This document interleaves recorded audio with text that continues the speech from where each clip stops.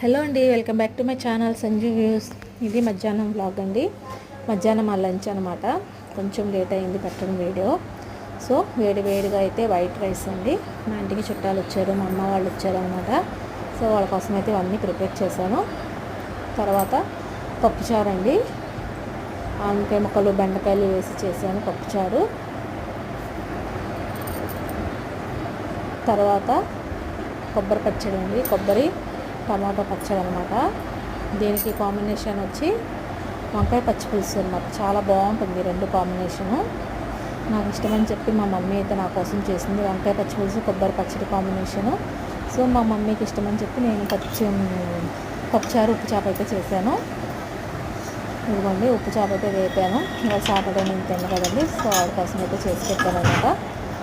ఇవన్నీ తిన్నాక చల్లగా పెరుగు అలాగే మ్యాంగోస్ కూడా ఉన్నాయండి. మీకు వీడియో నచ్చితే లైక్ చేయండి.